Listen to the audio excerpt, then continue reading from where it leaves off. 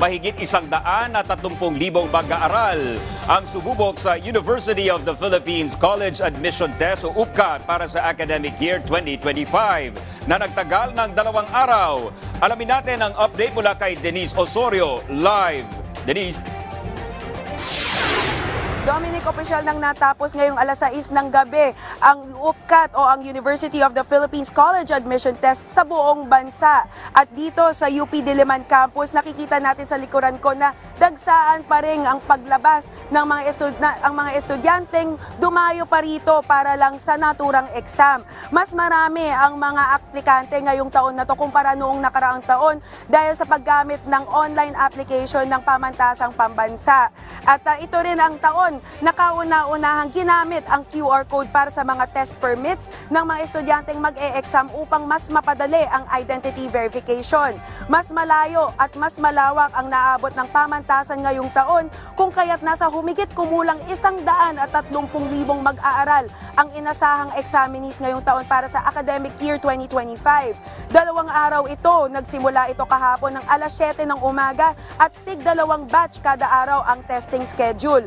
At dahil sa rami ng mga estudyanteng nag-apply ngayong taon, may mga pumunta rito ng hindi pa sumisikat ang araw, tulad ni Joaquim at ang kanyang pamilya.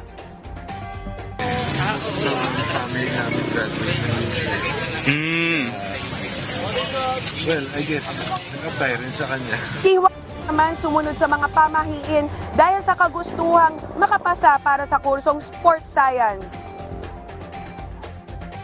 Yung mga pamahiin na gagawin, ginawa ko po lahat. Natulog akong may reviewer na katabi, kumain akong malagkit na pagkain, tapos yung huwag mo daw hugasan yung ulo. Nakausap natin ang ilang mga magulang dito kanina para makuha natin ang kanilang panayam tungkol sa bagong sistema dito sa UP. At ayon kay Katrina Nacion, isang magulang, madali at maalalay ang UP sa proseso ngayong online na ang application process. It was very madali para sa magulang. And siguro perfect din yung guidance ng school to make sure na yung parents very informed kung ano yung kailangan namin and kung kailan namin siya dapat. Si Rowena Espinol naman, hindi alam na nag-apply ang kanyang anak para sa UPCAT.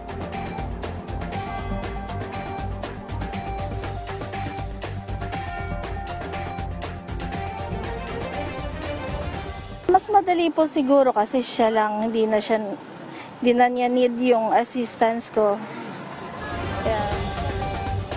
At nang naglabasan kanina ang mga estudyante, nakahabol tayo ng kaunting kwentuhan sa mga examinees tungkol sa experience nila sa pag-apply. Ayon sa mga mag-aaral, walang kahirap-hirap ang pag-apply ngayong taon at wala ring aberya sa pagpasok ng testing centers dahil isang pindot lang daw ng scanner sa kanilang QR code at nakapasok naman sila agad.